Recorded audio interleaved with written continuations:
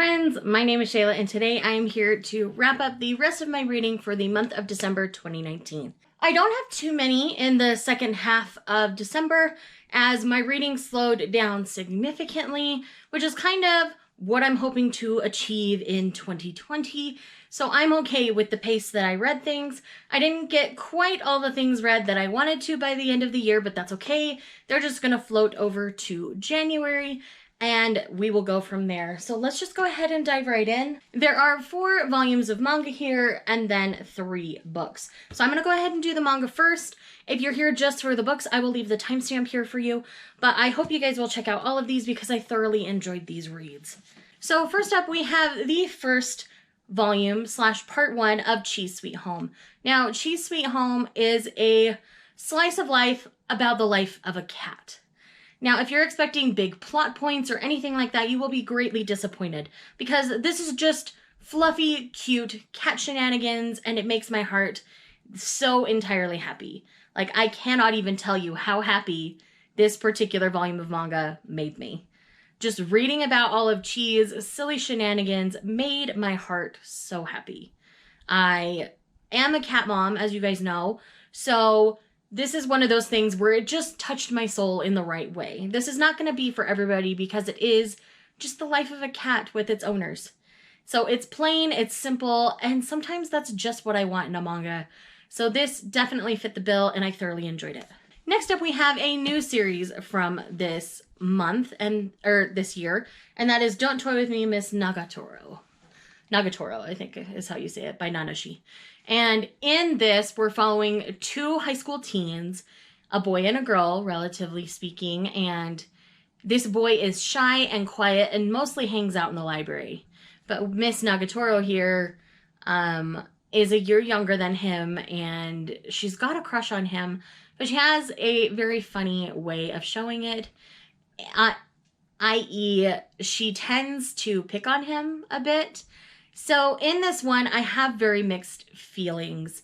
I end up I love it, but I don't love everything that's going on within it.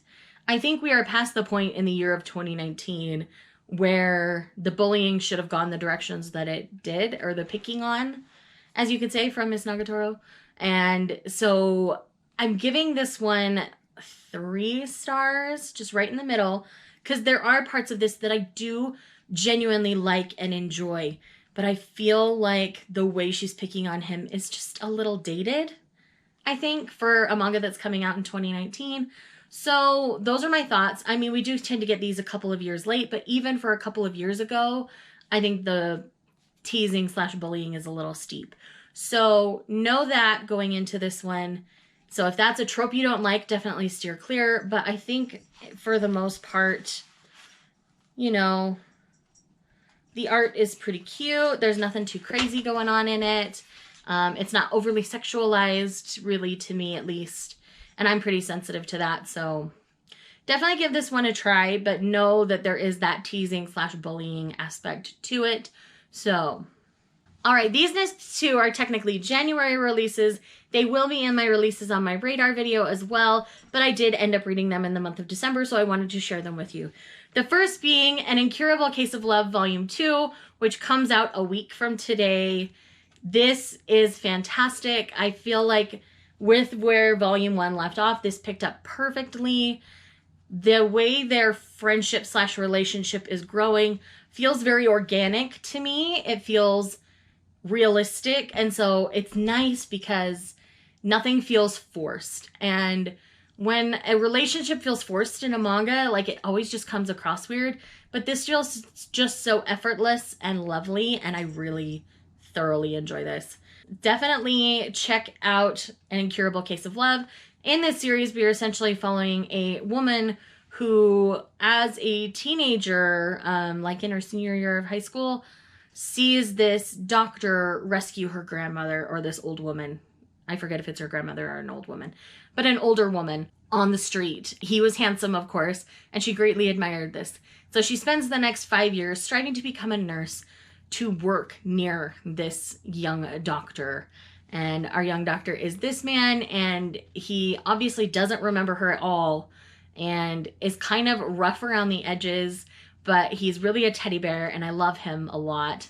And this series is fantastic. I highly recommend you check it out. And then last but not least for this manga portion of the video is The Way of the House Husband Volume 2. Now this comes out mid-January. I want to say it's January. I can't remember if it's the 14th or the 21st. I don't remember exactly which one. But it is out mid-January. And I absolutely really enjoy this series. I feel like the second volume was even better for me than the first volume. And I feel like the way the immortal dragon is progressing in his story is fantastic.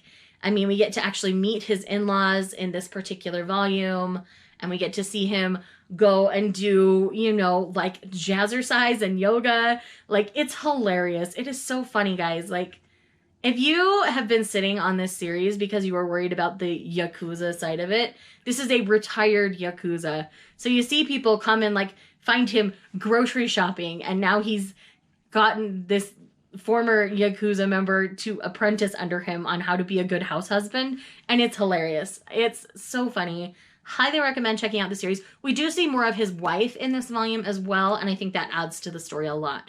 So, and there's like car shopping. There's all sorts of fun stuff in here. I don't want to tell you anymore because it'll be spoilers, but definitely check out this series if you haven't, if you're sleeping on it at all, because it's so flippin' good. Definitely check it out. All right, so we have 3 novels we're going to add to this list. So first up, we've got Brazen and the Beast by Sarah MacLean. And this is just, I believe this is book 2 in the Bare Knuckle Bastards series. This one is historical romance. These end up being smutty in the best way, and I just really enjoy them. This one has light Beauty and the Beast tones, but not majorly, to me at least. And it's fantastic. I don't know what much more to say about this. I mean, it's a bodice ripper historical romance, and you get exactly what you sign up for. You know, quote unquote spinster woman, aka a woman under 30, who, you know, isn't married yet, isn't engaged or anything, who comes across this rogue type guy, rough around the edges, and that's how these go, and they fall in love, and it's cute, and I love it. Sarah MacLean's writing is really easy to get into for me, and the characters are always very interesting in her series, and it's good to see, like the previous couple, she does tend to tie things together in at least trilogies, so it's good that you get to see characters you've already met and know, and it's just fun that way. Next up is Theft of Swords by Michael J. Sullivan. I did end up getting to this one. I ended up switching off between the physical copy and the audiobook, which my husband had downloaded on our Audible account because we share Audible libraries. And I can't believe I sat on this as long as I did. Since reading this, I have gone and bought the next 2 bind-ups so I can finish it off. Royce and Hadrian are quite the duo.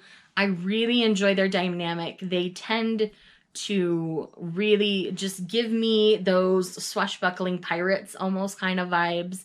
They're definitely partners in crime, and there's a drop right at the end of this bind-up that was really interesting to me. So I'm really intrigued to see where the story is going to go from here. I trust Sullivan's writing, and I trust my friends that have read the rest of the series and enjoyed it, that I'm going to enjoy it. So yes, I know y'all told me, y'all have been telling me for the last like 3.5 years to read this book, and I finally read it, and I get it now. So you don't need to tell me anymore. I will be continuing on with this series very quickly in 2020 because I need to know what's happening to these guys. And then last, but certainly not least, my final read period for 2019 was Starsight by Brandon Sanderson. And I have no regrets on this being my final read of the year. This book was masterfully crafted. I did not expect the book to go in the direction that it did. But man, I'm so glad that Brandon chose this direction. I know for a fact that if it had gone the way I thought it was going to go, I would not have enjoyed it nearly as much as I did.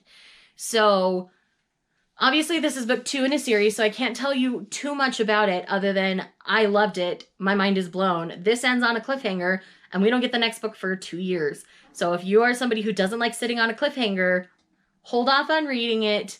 Read it once we have the release date for book 3, then go for it. But in this series, we follow a girl named Spensa who has wanted nothing more in her life than to fly among the stars like her father did. But as her father was branded as a traitor, it makes her life very complicated, and we see her sign up for flight school and attempt to become a pilot for the DDF, as it's called, which is the flight force. It's definitely, that first book especially, is definitely a mix of like Top Gun and Flight of the Navigator. That's the easiest way for me to describe it to people. And it has a little bit of How to Train Your Dragon in there. But in this second book, it definitely takes a different spin than I expected it to, as I said.